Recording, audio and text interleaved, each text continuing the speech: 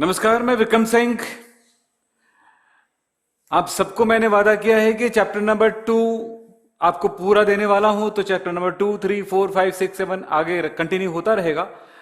आपको यह भी पता होगा कि 11th की क्लास और 12th की क्लास कब कब होती है। फिलहाल अभी मैं थोड़ी सी बात कर दूं। आज की क्लास, आज का लेक्चर है सॉल्यूशन में, यानी कि विलियन में, chapter number 2, class 12th, chapter number 2 solution. यानी यहां पर चैप्टर क्या है? विलियन। विलियन पढ़ रहे हैं और विलियन का लेक्चर नंबर 4 है। लेक्चर नंबर 1, 2 और 3 यदि आपने नहीं देखा हो तो आप डिस्क्रिप्शन बॉक्स में जाना, मैंने लाइन से 1, 2, 3 का मैंने लिंक दे दिए हैं, तो आप वहां से पूरी वीडियो देख सकते हो, पढ़ सकते हो, कोई परेशानी नहीं होगी, यानी अच्छे से पढ़ाई आपकी होगी। फिलहाल अब आपने क्या पढ़ा है वो तो आपको पता है। आपने इस चैप्टर में क्या पढ़ा है? विलियन क्या है, विलेय क्या है, विलायक क्या है। आपने मोलरता, मोललता, मोल प्रभाज, मोल, अणुभार निकालना, बहुत सारी चीजें, यहां तुल्यांकी भार निकालना, क्योंकि तुल्यांकी भार बहुत सारे बच्चे नहीं निकाल सकते हैं, कैलकुलेट नहीं कर सकते हैं, आपको वो भी आने लगा है। फिलहाल आज जन्माष्टमी है, आप सबको जन्माष्टमी की हार्दिक शुभकामनाएं।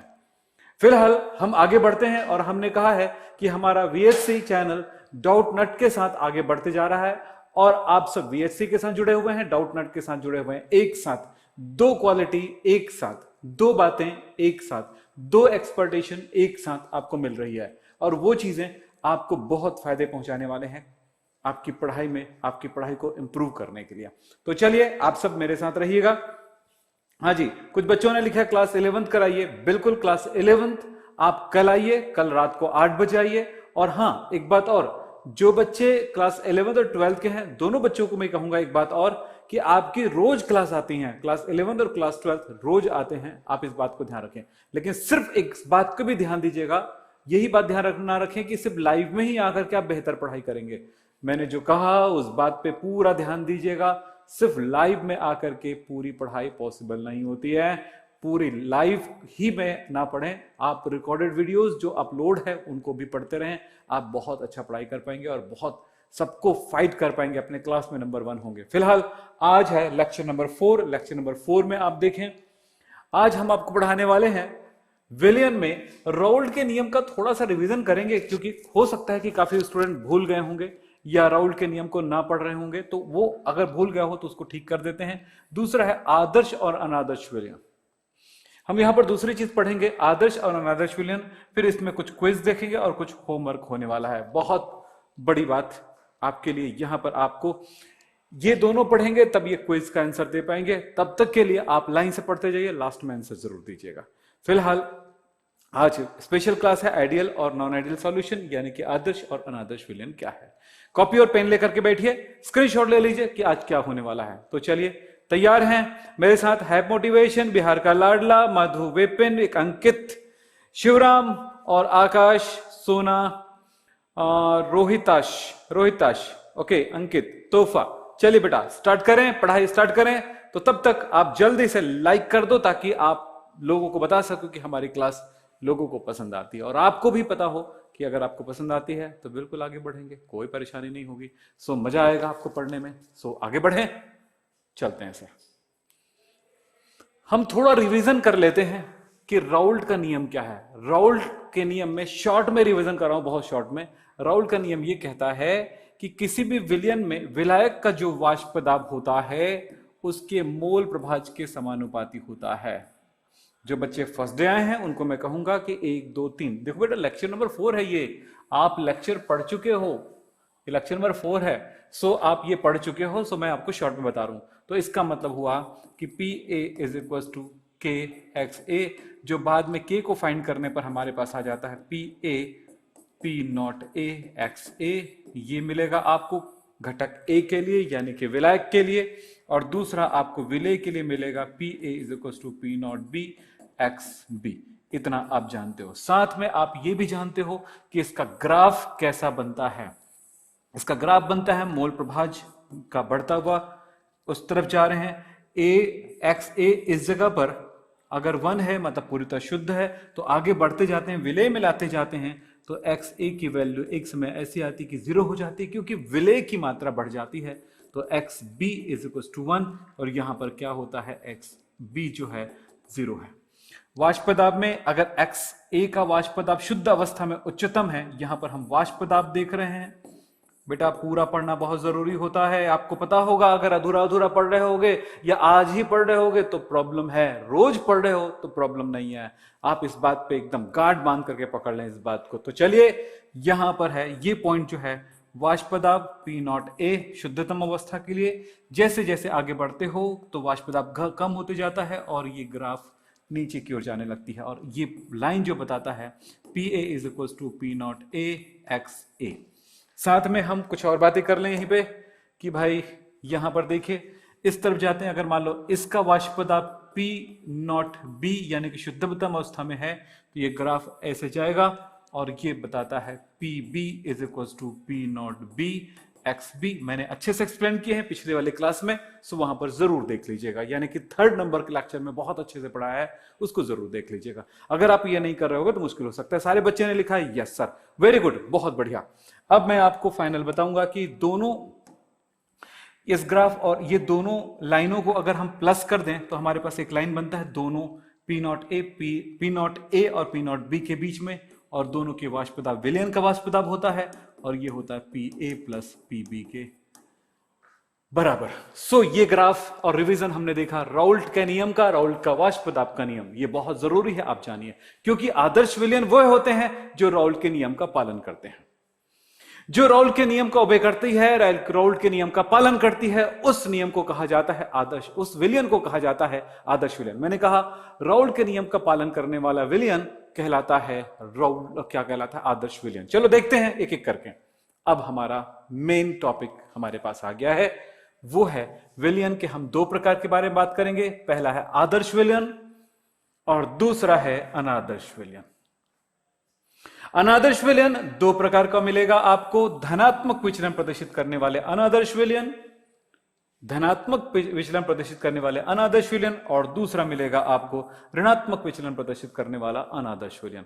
जल्दी से स्क्रीनशॉट ले लिया करो आप, ये बहुत इंपॉर्टेंट है, ये बात ध्यान रखिए।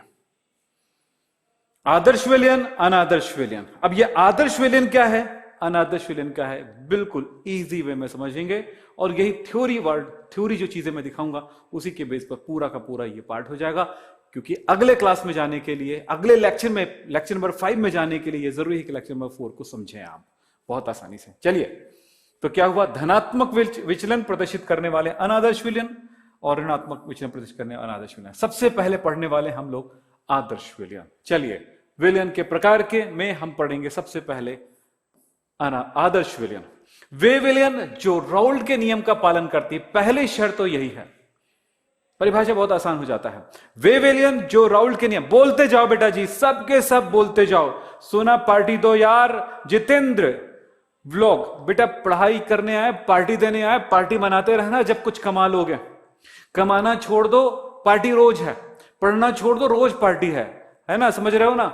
यहां पर किसी तरह से फ्लर्ट करने की जरूरत नहीं, किसी को आई लव यू बोलने की जरूरत नहीं, सिर्फ जरूरत है खुद को आई लव यू बोलने की। क्योंकि अगर खुद से अगर आप प्यार करते होगे तो दुनिया आपको प्यार करेगी, अगर खुद से प्यार नहीं करते हो कोई नहीं प्यार करती। मैं अपनी बारे में बता रहा हूं आपको, मैं खुद से प्यार करता हूं इसलिए लोग मुझे प्यार करते हैं।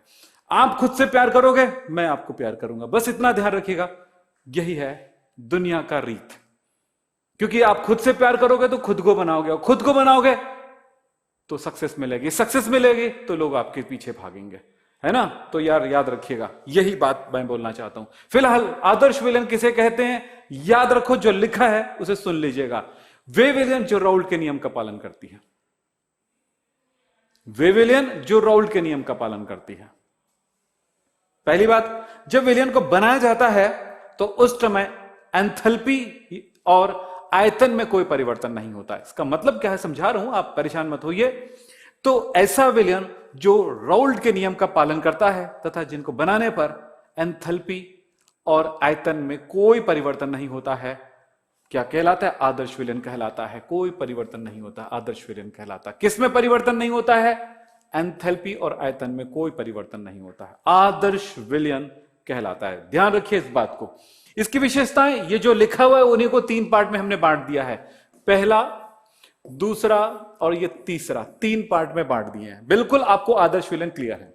इनकी विशेषताएं या शर्तें क्या है, शर्तें क्या है, बिल्कुल साफ लिखा हुआ है। पूछा भी जा सकता है कि आदर्श विलयन की शर्तें क्या हैं, आदर्श विलयन किसे कहते हैं, आदर्श विलयन की शर्तें क्या हैं। ये 2 तरह के आपके पास क्वेश्चन हो सकते हैं।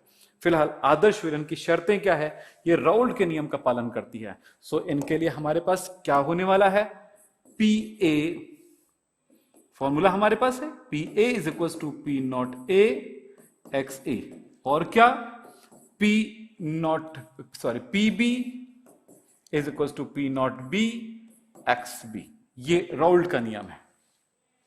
एंथैल्पी में कोई परिवर्तन नहीं होता है जब विलयन विलायक बना जाता है, यानी कि विलय और विलायक को मिला जाता है, विलायक में विलय मिलाएंगे। जब ऐसा करते हैं, यानी 2 पदार्थों को जब मिक्स करते हैं और सॉल्यूशन बनता है, उस टाइम न वो गर्म होगा न ठंडा होगा। यानी कि एंथैल्पी को किससे प्रदर्शित करेंगे, डेल्टा एच, एंथैल्पी परिवर्तन डेल्टा एच, और इस टाइम वो कोई परिवर्तन नहीं होगा, delta H is equal to 0 होगा। एंथैल्पी में कोई परिवर्तन नहीं होगा। आदर्श विलयन की यह विशेषता है। ठीक है साहब, चलिए। हाँ जी, कृष्ण जन्माष्टमी का आप सबको हार्दिक बधाई। हाँ जी सोनी कुमारी, ओके बेटा पढ़ाई पे ध्यान दो, फिर बाद में मिठाई खाएंगे। इसके निर्माण में आयतन लिखा है, इसमें निर्माण में आयतन में कोई परिवर्तन नहीं होता है। यानी आपको मैं समझाता हूं इसका मतलब, delta V is equal to 0। इसका मतलब क्या है, आयतन में कोई परिवर्तन नहीं होता है। मान लेते हैं घटक ए और घटक बी 2 है, इनके मिलने से क्या बना, विलयन बना ए बी। ये मान लेते हैं 500 ml है और ये मान लेते हैं 200 ml है। तो अगर इसका आयतन कितना है, मान लेते हैं 700 ml है, तो बताइए जो घटक है उसका टोटल आयतन कितना हुआ, टोटल यहां पर इसका आयतन, तो इसको बोलेंगे V2 और ये कितना है V1। तो V1 कितना है 500 प्लस 200 यानी कि 700, और ये कितना है 700। तब क्या हुआ, delta V is equal to क्या हुआ, V2 minus V1 is equal to 700 minus 700 is equal to 0। Yes, तो इस तरह से आयतन में विलयन के आयतन जब बना जाता है, विलयन का आयतन और उनके घटकों का आयतन का योगफल बराबर होगा। इस कंडीशन में इसको बोला जाएगा कि आयतन में कोई परिवर्तन नहीं हुआ। मुझे लगता है कि सबको याद हो गया होगा। बोलिए क्या बोल रहा हूं मैं, ऐसा विलयन। हाँ जी अर्श, चलिए बेटा पढ़ाई करो। क्या बोला, आदर्श विलयन क्या है, सबको याद हो गया। आदर्श विलयन क्या है बताइए जल्दी से, स्क्रीनशॉट ले लो जल्दी से। आदर्श विलयन वे विलयन है जो राउल्ट के नियम का पालन करती है तथा जिनको बनाने पर उनके एंथैल्पी और आयतन में कोई परिवर्तन नहीं होता है। स्क्रीनशॉट ले लीजिए जल्दी से। जी हो गया जी, क्लियर, बहुत बढ़िया, ठीक है। सोनी हो गया, हाँ जी मंजू, ओके बेटा, शर्मा जी, हाँ जी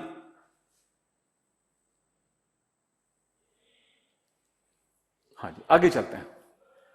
राउल्ट के नियम के लिए ग्राफ आप कर चुके हो, अभी मैंने थोड़ी देर पहले बताया था। राउल्ट के नियम के लिए ग्राफ, ये ग्राफ होता है, यानी कि आदर्श विलयन का ग्राफ ये होगा, आदर्श विलयन का ग्राफ ये होगा। सो इस जगह पर वही ग्राफ बनाएंगे, सो अलग से बताने की मुझे जरूरत नहीं है। फिलहाल आदर्श विलयन कब बनता है इसको भी थोड़ा सा देख लें। आदर्श विलयन जब बनता है, बनने का कारण क्या है, ए बी बी और ए बी। ए मतलब क्या हुआ, यहां पर मैं आकर्षण बल की बात कर रहा हूं, शॉर्ट में इसको लिखेंगे आकर्षण बल। विलायक, विलायक को किससे प्रदर्शित करते हैं, विलायक सॉल्वेंट को ए से। तो इनकी अणुएं होती हैं ए, ये अणुएं हैं, इनकी अणुएं आपस में जुड़ी हुई हैं, ठीक है। तो इसको हमने दर्शाया ए, मतलब विलायक के अणुओं के मध्य लगने वाला आकर्षण बल।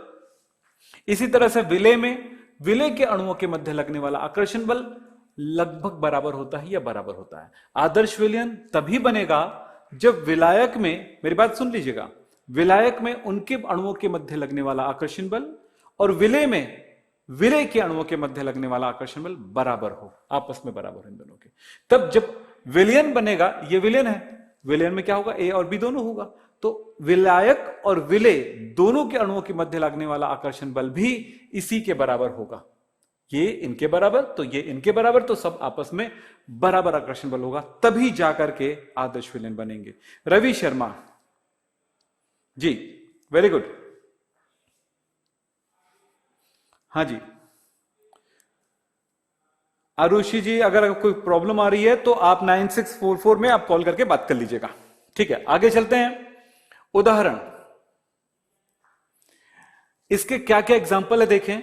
आपको बता दूं, आदर्श विलयन बनाने वाले जो कंपोनेंट्स होते हैं, घटक जो होते हैं, वे घटक जो होते हैं कैसा होता है, उनके रासायनिक समीकरण, सॉरी मैंने उसको मॉलिक्यूलर मास लगभग बराबर हो सकता है, उसके केमिकल जो स्ट्रक्चर है, मॉलिक्यूलर स्ट्रक्चर होता है लगभग बराबर हो सकता है, उनके मतलब लगभग जो गुणों में समानता होगी। यानी याद रखना कि गुणों में समानता वाले दो कंपोनेंट होंगे, जैसे बेंजीन और टालुइन है, दोनों के स्ट्रक्चरल फॉर्मूला लगभग समान है। ये C6H6 है, जबकि ये C6H5CH3 है। दोनों का स्ट्रक्चर क्या होगा, ये बेंजीन है और ये टॉलुइन है। ये लीजिए टॉलुइन है और इसमें CH3 लगा हुआ है, तो दोनों की प्रकृति एक जैसी होगी, तब वो क्या बनाएगा, आदर्श विलयन बनाएगा। इसी तरह से एनहेक्सेन और एनहेप्टेन, यानी कि हेक्सेन और हेप्टेन 6 कार्बन वाला एल्केन, ये 7 कार्बन वाला एल्केन, दोनों की जो है केमिकली उसका जो प्रकृति है एक जैसा है, फिजिकल, तो इस कारण से क्या होता है कि वो दोनों आपस में आसानी से मिल सकते हैं। इथाइल ब्रोमाइड, इसमें ब्रोमीन है, जबकि इथाइल क्लोराइड। तो यहां पर इस चीज को ध्यान रखना, आदर्श विलयन वही बनाएगा जिनमें विलायक और विलेय की प्रकृति या नेचर एक जैसी होगी लगभग, ये ध्यान रखिए बस। ओके, तो इनको आप स्क्रीनशॉट ले लीजिए, इसको नोट कर लीजिएगा।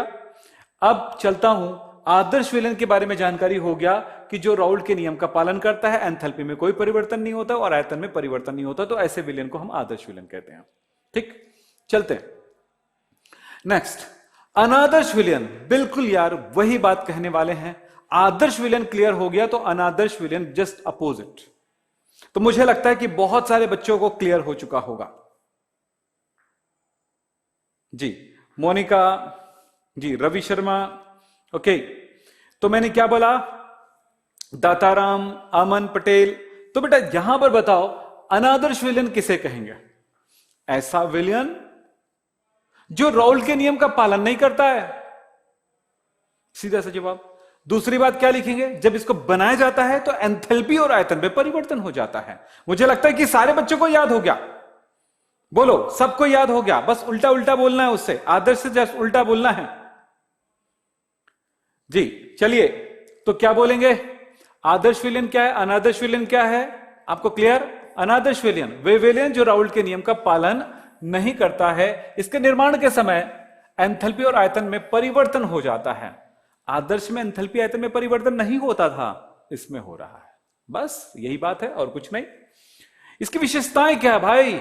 इसकी विशेषता यह है कि राउल्ट के नियम का पालन नहीं करता है, मतलब P A not equals to P naught A X A, यानी कि पी ए जो है पी नॉट ए और एक्स ए का गुणनफल का बराबर नहीं होता है, और पी बी का क्या होगा, P naught B into X B इसके बराबर नहीं होगा। मतलब यह हुआ कि वास्तविक रूप से जो वाष्प दाब आएगा राउल्ट के नियम के वाष्प दाब से अलग आएगा, कम या ज्यादा आएगा। एंथैल्पी परिवर्तन भी जीरो नहीं होता है, नॉट जीरो। आयतन परिवर्तन भी नॉट जीरो, यह होगा। अब आदर्श विलयन पढ़े, अनादर्श विलयन पढ़े, लेकिन अनादर्श विलयन में हो सकता है कि वाष्प दाब अधिक प्राप्त हो सकता है कि वाष्प दाब कम प्राप्त हो। तो इस प्रकार से अनादर्श विलयन दो प्रकार का हो जाता है। चलिए कुछ एग्जाम्पल हम लोग आगे जाकर के देखेंगे। अनादर्श विलयन में कुछ एग्जाम्पल हमने यहां पर लिखा है, पर आगे जाकर के हम इसको स्पेशल करेंगे कि धनात्मक विचलन और ऋणात्मक विचलन में हम इसको डालने वाले हैं। फिलहाल इसको छोड़ दीजिए अभी, है ना, इस एग्जाम्पल से अभी कोई लेना देना फिलहाल नहीं है, क्योंकि इसका एग्जाम्पल कहां से डिपेंड करेगा, इसके दोनों प्रकारों का स्पेशल एग्जाम्पल होगा, वो ज्यादा अच्छा रहेगा उसको समझने में। फिलहाल आप उसको नोट जरूर करिएगा। तो मैं थोड़े से आगे बढ़ता हूं। चलिए साहब, हाँ जी, रवि शर्मा आंसर लिखते जा रहा है, बहुत बढ़िया। विशाल कुमार, आगे बढ़ते हैं बेटा। हाँ, अनादर्श विलयन दो प्रकार का होगा।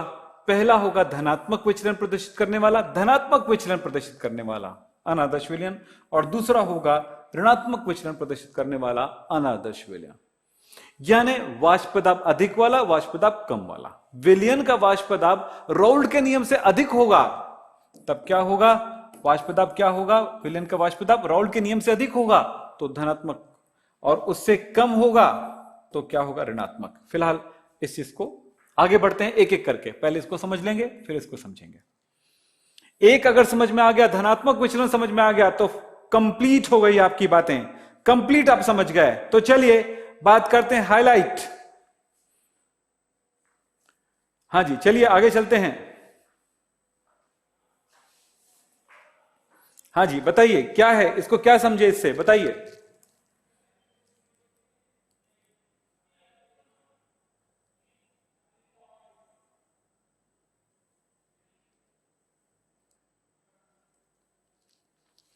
जी, आपकी बातें हमने सुन लिया है, नोट कर लिए हैं, आप परेशान मत होइए, आपकी क्लास होंगे और आप देखिएगा, वो उसकी क्लास रखा हुआ है यूट्यूब पर, उनको भी आप देख सकते हैं। चलिए क्या है बताओ। बिल्कुल धनात्मक, क्या राउल्ट के नियम से अधिक वाष्प दाब उत्पन्न करता है तथा एंथैल्पी और आयतन में वृद्धि हो जाता है। जब विलयन बनाया जाता है तो बना हुआ विलयन जो रहता है उसका आयतन ज्यादा होगा और उसकी एंथैल्पी भी ज्यादा होगी। इस जगह पे हम क्या कह सकते हैं? राउल्ट के नियम से अधिक वाष्प दाब उत्पन्न करता है तो पी जो होगा पी नॉट ए एक्स ए के गुणनफल से ज्यादा होगा, और दूसरी बात है पी बी जो होगा वो भी P naught B X B से ज्यादा होगा। नोट कर लें, एंथैल्पी बढ़ जाता है, डेल्टा एंथैल्पी परिवर्तन बढ़ जाता है, यानी कि यहां पर वो डेल्टा एच की वैल्यू जो होगी वो होगा पॉजिटिव होगा, धनात्मक होगा, यानी कि ये वैल्यू कैसा आएगा? प्लस में आएगा, अधिक आएगा। अधिक आने का मतलब ये हुआ कि इन्होंने ऊष्मा ग्रहण किया है, ऊष्मा ग्रहण किया है, तो यहां पर मैं लिखूंगा ऊष्मा शोषी, ऊष्मा शोषी, जिसको बोलेंगे हम लोग यहां पर एंडोथर्मिक, एंडोथर्मिक होता है। यानी जब इसको बनाया जाता है तो विलयन ठंडा हो जाता है, विलयन बनाते समय ठंडा हो जाता है।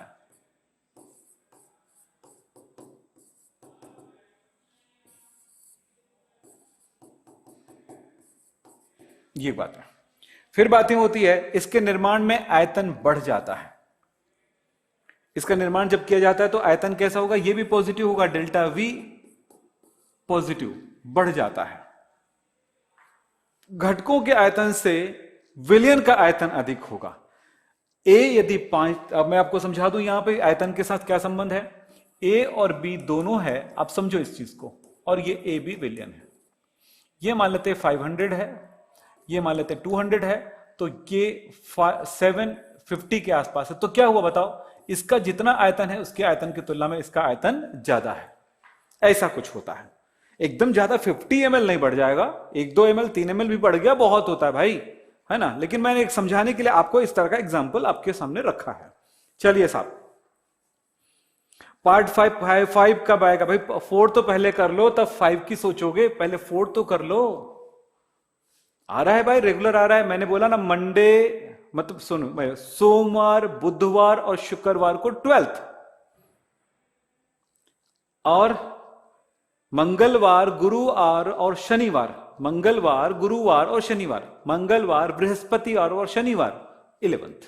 बस ध्यान रखिएगा, ठीक है। तब आप समझ सकते हो, शायद आज क्या मंडे है ना, कौन सा मंडे? मंडे यानी सोमवार है, तो सोमवार के बाद क्या आएगा जिसमें ये क्लास आगे 5 कंटिन्यू होगा। क्लियर हो गया?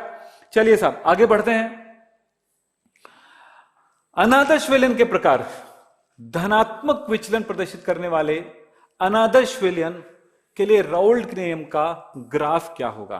पहले तो हमने समझा कि यहां पर ऐसा हुआ है, इसका कुछ एग्जांपल है, तो ये बेंजीन टॉलरेंस नहीं, ये आदर्श विलयन के लिए है, इसको मत करिएगा, वो गलती से छप गया।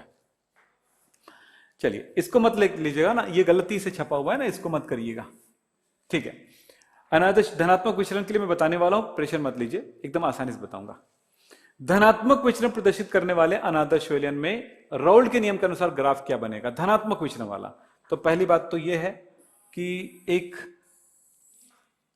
आदर्श विलयन में आप क्या देखते हो, X A is equal to 1, तो X A is equal to 0, mole प्रभाज में परिवर्तन, मोल प्रभाज में परिवर्तन दोनों साइड, और यहां पर X B is equal to कितना होता है 0, तो यहां पर क्या होगा X B is equal to 1। यहां पर वाष्प पदार्थ में परिवर्तन, तो इस जगह पर हमने पी नॉट ए लिखा। ये इससे ऊपर या नीचे हो सकता है ना दोनों का, आप कभी बुक में हो सकता है ये ज्यादा दिया हो ये कम दिया हो, ऐसा भी हो सकता है, आप इसके लिए परेशान मत होइए। मैंने इसमें नीचे लिख दिया पी नॉट बी। ग्राफ ऐसा है, ये आदर्श विलयन के लिए है, इतना तो आदर्श विलयन के लिए जानते हो ये है। लेकिन आपको बता दूं अनादर्श विलयन के लिए क्या होने वाला है, जो धनात्मक विचलन प्रदर्शित कर रहा हो, धनात्मक विचलन के लिए क्या होगा, ये होगा धनात्मक विचलन के लिए, ये थोड़ा सा वाष्प दाब अधिक हो जाएगा, थोड़ा अधिक हो जाएगा, और इस तरह से ये वाष्प दाब अधिक हो जाएगा। तो मैं यहां पर लिखूं ये लाइन जो है धनात्मक विचलन के लिए, विचलन, और ये जो लाल वाली लाइन जो किसके लिए है, लाल वाला लाइन जो है आदर्श विलयन के लिए,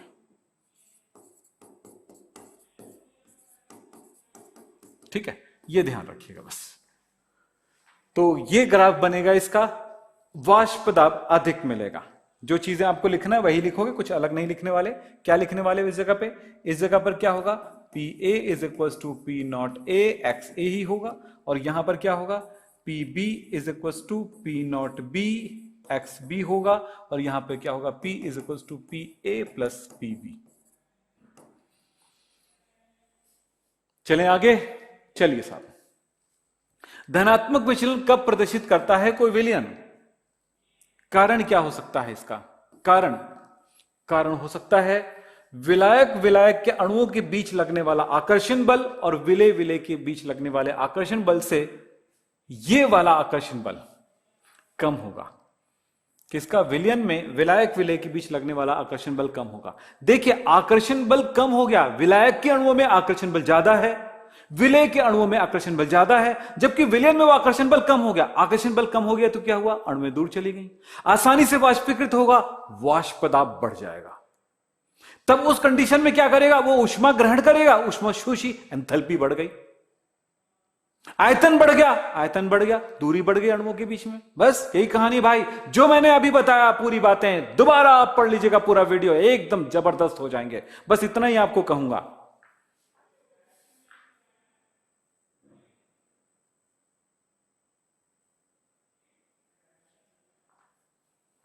चलिए हो गया। अब चलते हैं, कुछ एग्जाम्पल है यहां पर जल और अल्कोहल के बीच जब कोई बॉन्ड जब ये होता, अच्छा यहां पर ध्यान रखिएगा, बंध जो है दुर्बल हो रहा है ना, देखो बंध कैसा हो रहा है, दुर्बल हो रहा है। प्रबल बंध से, प्रबल आकर्षण से क्या हो रहा है, दुर्बल आकर्षण की ओर जाती है, प्रबल आकर्षण से दुर्बल आकर्षण की ओर जाती है। कुछ एग्जांपल यहां पर लिखा हुआ है, स्क्रीनशॉट ले लीजिए। जल और अल्कोहल का बना हुआ जो विलयन होगा, धनात्मक विचलन प्रदर्शित करने वाला अनादर्श विलयन है। ऐसे ही ये सारे एग्जांपल को आप अपने से, आपको रीड करना पड़ेगा, आपको समझना पड़ेगा, यहां बताऊंगा सिर्फ टाइम जाएगा। इससे अच्छा है कि आप इसको नोट करेंगे, आप लोग स्क्रीनशॉट ले लीजिए जल्दी से। क्लास भी छोटा होगा और अच्छे से समझ में आएगा अगर आप वीडियो को जब दोबारा देखेंगे। वीडियो देखना पड़ता है बेटा, एक बार कोई टीचर पढ़ाए तो पूरी तरह से दिमाग में चला जाए, ये कभी सोच के मत पढ़ा करिए। चलिए हो गया सबका, बस इतना याद रखो, स्कूल अगर खुल गया हो तो आपको ये जब टॉपिक पढ़ाया जाएगा तो आप सबसे बेस्ट समझोगे आप। लेकिन हाँ, लेक्चर नंबर ये 4 चल रहा है, लेक्चर 1 2 3 हो चुका है, ये 4 यानी आज तक 4 हो जाएगा। क्लास में अगर ये चैप्टर चालू हो पढ़ाए तो अब इन सारी चीजों को नोट कर लीजिए, इस सारी वीडियोस देख लीजिएगा, डिस्क्रिप्शन बॉक्स में मैंने दे दिया है। चलो आगे चलते हैं। हाँ जी रवि शर्मा जी, थैंक यू। अब चलते हैं, आगे है हमारा ऋणात्मक विचलन। बस यार धनात्मक विचलन अगर क्लियर हो चुका है तो ऋणात्मक विचलन आपको क्लियर है ही, जस्ट उल्टा उल्टा लिखना, एग्जाम्पल बस याद रखना। ठीक, तो क्या होगा, धनात्मक विचलन प्रदर्शित करने वाले अनादर्श विलयन, वे विलयन जो राउल्ट के नियम से कम वाष्प दाब उत्पन्न करता है, इसके बनने पर आयतन व एंथैल्पी में कमी हो जाती है, क्या कहलाएगा, ऋणात्मक विचलन प्रदर्शित करने वाला अनादर्श विलयन कहलाता है। फिलहाल राउल्ट के नियम से हम क्या लिखेंगे यहां पे, राउल्ट के नियम से P A P naught A X A, इसी तरह से पी बी कम होगा P naught B X B. फिलहाल यहां पर इसके निर्माण में एंथैल्पी कम हो जाता है, इसके निर्माण में एंथैल्पी कम हो जाता है, तो डेल्टा एच की वैल्यू क्या होगी, निगेटिव होगा, निगेटिव ऋणात्मक होगा, मैंने निगेटिव लिख दिया, माइनस वीई लिख दिया। इसमें क्या होगा, इसका आयतन क्या होगा, आयतन भी कम हो जाता है, आयतन डेल्टा वी भी निगेटिव होगा, ये बात हुई। अब यहां पर इसका मतलब ये हुआ, निगेटिव हुआ मतलब ऊष्मा ये दान करेगा भाई, ऊष्मा दान करेगा तो कहलाता है एक्सोथर्मिक, यानी ऊष्माक्षेपी। जब ये बनता है तो फिर गर्म हो जाता है विलयन, यानी आपने कभी देखा होगा वॉशिंग पाउडर पानी में मिलाते हो तो गर्मी हो जाती है, यानी वो कैसा विलयन बना रहा है, ऋणात्मक विचलन ऋणात्मक विचलन प्रदर्शित करने वाले अनादर्श विलयन बना रहा है। आपने देखा होगा ग्लूकोज को पानी में डालते हो तो ठंडा हो जाता है, तो इसका मतलब है वहां पर कैसा विलयन बन रहा है, ऊष्माशोषी प्रक्रिया हुई तो वो धनात्मक विचलन प्रदर्शित किया, ये ऋणात्मक जब गर्म होता है और जब ठंडा होता है तो ठंडा हो जाता है, यानी कि वो ऊष्मा बाहर से लेगा तो वो धनात्मक। ओके, तो यहां पर ये बातें हुई। अब इसका एग्जांपल्स देखते हैं, इसका ग्राफ कैसे जाएगा आप बताओ, तो इसका ग्राफ कुछ ऐसे जाएगा। अब मैं यहां पर पूरी चीजें ना लिख करके मैं सीधे लिख देता हूं, ये ग्राफ है, सॉरी, ग्राफ कुछ ऐसा होगा,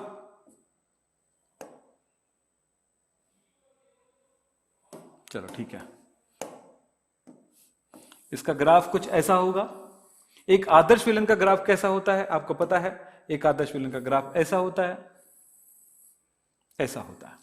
और इसका क्या होगा, इसका ग्राफ कैसे होगा, ये ऋणात्मक विचलन प्रदर्शित कर रहे हैं, मतलब ये ग्राफ नीचे की ओर जाएगा, इस तरह से, इस तरह से, और ये इस तरह से। तो आपको समझ में आ गया होगा ये किसके लिए है, ऋणात्मक, ये ब्लैक वाला किसके लिए है, ऋणात्मक विचलन प्रदर्शित करने वाले के लिए है, विचलन वाला। और जो ब्लू वाला किसके लिए है, ब्लू वाला किसके लिए है, ये आदर्श विलयन के लिए है। बस इतना ही याद रखिएगा, स्क्रीनशॉट ले लीजिए, और जहां पर जो जो लिखना है जैसे उस पर हम लिखे रहते वैसे ही लिखना है, कुछ और कुछ नहीं करना है बेटा, टाइम बर्बाद करने से अच्छा है बात एक एक बार समझो और काम करो। यस, चलो आगे चलते हैं। कुछ एग्जाम्पल यहां पर देखिए क्या हो रहा है, यहां पर एक जरूरी बात बताता हूं कि विलायक और विलेय की अणुएं जब आपस में जुड़ी, मतलब विलायक शुद्ध होता है, विलेय शुद्ध होता है, तब उनके अणुओं के मध्य जो आकर्षण बल होता है खुद के अणुओं के बीच, वो ज्यादा होगा, कम होगा, विलयन में आकर्षण बल बढ़ जाता है, यानी कि दुर्बल बंध से, दुर्बल बल से प्रबल बल की ओर जा रहा है। चलिए, दुर्बल बल से किस बल की ओर जा रहा है, प्रबल बल की ओर जा रहा है, बस ध्यान रखिए यही बात है। तो प्रबल बल बनता है, बंध बनता है, यानी कि बंध जब विलयन बनती है तो बंध जो है प्रबलता की ओर जाती है, इसमें ऋणात्मक विचलन में, और धनात्मक विचलन में क्या हो रहा था, दुर्बलता की ओर जा रही थी।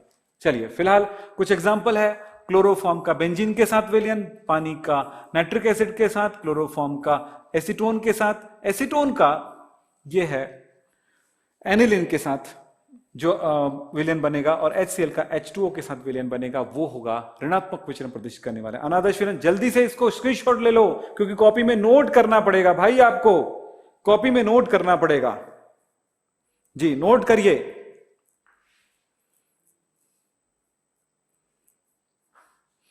रवि शर्मा, वो इसका कारण है कि रिएक्शन होता है, आपके क्वेश्चन का जवाब मैं दे दिया हूं रवि शर्मा, क्योंकि वहां पर रिएक्शन होता है, एक्सोथर्मिक रिएक्शन होता है। जब विलयन बनता है तो कोई रिएक्शन नहीं होता, ध्यान रखिएगा, विलयन बनते समय वो मिक्सचर बनता है, जबकि जो आप चूने को पानी में डालने पर गर्म हो जाता है, क्यों पूछ रहा हूं, उस जगह पर रिएक्शन होता है, यानी पानी जो है वो कैल्शियम ऑक्साइड जो चूना है उनके साथ मिलने पर कैल्शियम हाइड्रोक्साइड बनता है। इस जगह पर रिएक्शन होता है, केमिकल रिएक्शन होता है, यहां पर ऊर्जा निकलती है, इसी कारण से एक्सोथर्मिक रिएक्शन होता है इस वजह से। चलिए अब क्विज है, कुछ क्वेश्चन का जवाब देना बहुत इजी है। चलिए फर्स्ट क्वेश्चन का जवाब दीजिएगा जल्दी से। हाँ जी, पहले क्वेश्चन का जवाब दे दीजिए। इस प्रश्न का उत्तर क्या होगा? जल की कठोरता सामान्यतः निम्न में व्यक्त की जाती है। जल की कठोरता को दर्शाने के लिए इनमें से किस इकाई का उपयोग किया जाएगा? बताएं, इनमें से किस इकाई का उपयोग किया जाएगा? जल की कठोरता प्रदर्शित करने के लिए इसमें पीपीएम पार्ट्स पर मिलियन, बी है ग्राम पर लीटर, सी है मोल पर लीटर और डी है कोई नहीं। क्या आंसर देंगे मैं देखना चाहूंगा। ओके, दिलीप भिंड और उसने जवाब दिया, विशाल ने जवाब दिया। ओके, अपना जवाब दे दीजिएगा। राजा भैया ने भी जवाब दे दिए। ओके, बहुत सारे बच्चों ने अपने अपने जवाब दिए हैं और इसका सही आंसर है, अब मैं बता देता हूं, इसका सही आंसर है, आप सबको पता चल गया होगा, ए। तो कितने बच्चों का राइट हुआ है वो आप देख लीजिए, एक बार देख लीजिए कितने बच्चों का राइट हुआ है, बहुत जरूरी है आप बता पाए। नेक्स्ट ये प्रश्न देखिएगा, एक जलीय विलयन के ताप में वृद्धि, एक जलीय विलयन के ताप में वृद्धि हो रहा है, तो यहां पर क्या होगा? मोलरता कम करेगा, मोललता कम करेगी, मोल प्रभाज कम करेगी, और लिखा है प्रतिशत W/W कम करेगी। क्या आंसर होना चाहिए? ए बी सी डी में बताइए आप। इस क्वेश्चन का आंसर क्या है? सेकंड क्वेश्चन का, जब ताप बढ़ाओगे तो आयतन बढ़ेगा और मोलरता के साथ संबंध होता है NB/V, ये आयतन बढ़ेगा तो मोलरता कम करेगा। ए आंसर राइट है, ए आंसर राइट है बेटा, ए आंसर राइट है। चलो नेक्स्ट, तीसरा क्वेश्चन है, अनादर्श विलयन वह होता है जो कि, बताएंगे इस क्वेश्चन का क्या आंसर दे रहे हैं आप, देखना चाहते हैं हम। हाँ जी, MR, प्रिंस, बिट्टू, हाँ जी, लॉर्ड, जी जी जी, मुझे ठीक है, दर्शन। ओके, इस क्वेश्चन का आंसर क्या होगा? आदर्श विलयन वह होता है जो कि, बोलिए क्या होता है? आज का क्वेश्चन बहुत इजी है, मुझे लगता है कि हर बच्चा इसका जवाब दे पाएगा। बोलिए क्या जवाब दे रहे हैं? आदर्श विलयन वह होता है जो कि राउल्ट के नियम का पालन करता है, बी हेनरी के नियम का, सी ओम के नियम का, और डी है राउल्ट के नियम का पालन नहीं करता है। बोलिए जी, हाँ जी। जिन बच्चों ने इस क्लास को शुरू से देखा वो एकदम राइट आंसर देने वाले हैं, काफी बच्चों ने तो देखा ही नहीं है लग रहा है। मतलब जब तक आप पूरा वीडियो नहीं देखोगे, पूरा क्लास नहीं देखोगे, कैसे जवाब दोगे आप बताओ? कोई जवाब नहीं। इस क्वेश्चन का आंसर कोई भी बच्चा कभी गलत कर ही नहीं सकता है। क्या हो, बोलिए। अनादर्श विलयन वह होता है जो, जी, जो राउल्ट के नियम का पालन नहीं करता है। आदर्श विलयन वह होता है जो राउल्ट के नियम का पालन करता है, अनादर्श विलयन वो होता है जो राउल्ट के नियम का पालन नहीं करता। बिल्कुल करेक्ट, वेरी गुड, बहुत सारे बच्चों ने राइट आंसर दिया था। धनात्मक विचलन प्रदर्शित करने वाले अनादर्श विलयन वह होता है, पढ़ लीजिए आप, इनमें से कौन सा राइट आपको लग रहा है? इस प्रश्न का आंसर क्या देंगे, बोलिए जल्दी से। हाँ जी, देखना चाहते हैं भाई कौन आंसर दे रहा है।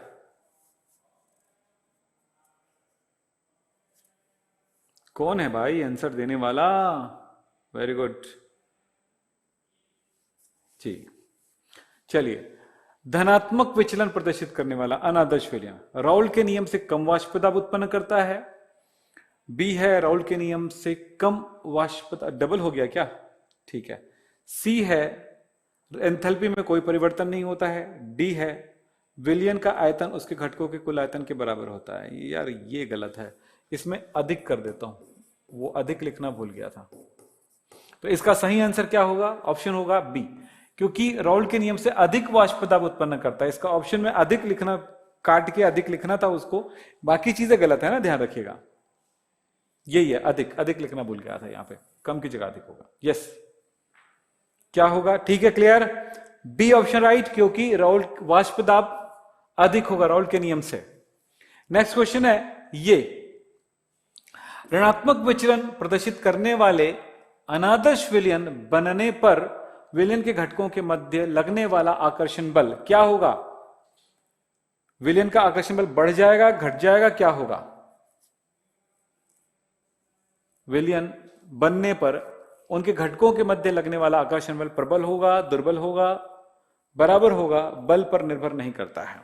क्या आंसर देंगे आप? ऋणात्मक विचलन है कि धनात्मक? अगर वो, हाँ चलिए चलिए जवाब दीजिएगा। ऋणात्मक विचलन है, ऋणात्मक विचलन है यानी कि यहां पर वाष्प दाब कम करेगा, यानी बंध की प्रबलता बढ़ेगी, याद रखना प्रबल होगा। विलयन में विलेय और विलायक के बीच लगने वाला बल अधिक होगा, ये क्वेश्चन है। अब ये तो हुआ बल पर निर्भर नहीं करता, ऐसे कुछ नहीं हो सकता, ये सब पूरा रॉन्ग है। नेक्स्ट, हमने आज क्या पढ़ा? राउल के नियम का हमने रिवीजन किया। राउल का नियम क्या है? राउल का नियम कहता है कि विलायक का, किसी विलयन में उसके विलायक का वाष्प दाब उनके मोल प्रभाज्य के समानुपाती होता है। शॉर्ट में बता देता हूं। आदर्श विलयन जो राउल के नियम का पालन करती है, जिसको बनाने पर उनके आयतन और एंथैल्पी में कोई परिवर्तन नहीं होता है, क्या कहलाता है? आदर्श विलयन कहलाता है। फिर आता है अनादर्श विलयन, वे विलयन जो राउल के नियम का पालन नहीं करता है तथा इसको बनाने पर आयतन और एंथैल्पी में परिवर्तन हो जाता है। फिर हम यहां पर कहेंगे अनादर्श विलयन दो टाइप का पढ़े हैं, धनात्मक विचलन, ऋणात्मक विचलन। धनात्मक विचलन में क्या होगा? राउल के नियम से अधिक वाष्प दाब उत्पन्न करेगा। ऋणात्मक में क्या होगा? राउल के नियम से कम वाष्प दाब उत्पन्न करेगा। मुझे लगता है कि सब कुछ याद हो गया होगा। क्विज हमने कुछ क्वेश्चंस दिए जिसका उत्तर आपने दिए हैं। अब फाइनल हम करते हैं, कुछ होमवर्क है, इस होमवर्क को आप बना के लाइएगा, हमें बताइएगा। फिलहाल यहां पर मैंने एक एमसीक्यूज और दे दिया है, इसका आंसर बता दीजिए जल्दी से। विलयन की मोलरता संबंधित होती है, इनमें से कौन सा होगा? जल्दी बताएं।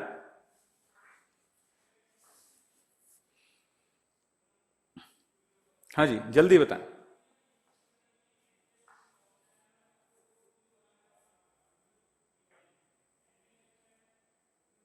क्या है? मोलरता। मोलरता संबंधित है विलयन के आयतन और विलेय के मोलों से, क्योंकि मोलरता इज इक्वल टू होता है विलेय की मोल बाय वी एन लीटर।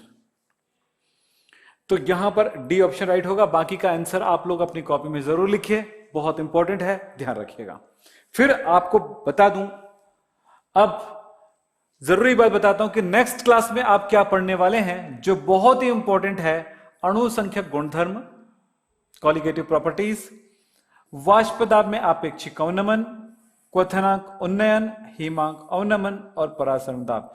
ये सारे टॉपिक बहुत ज्यादा इंपॉर्टेंट है, वेरी वेरी इंपॉर्टेंट वीवीआई है।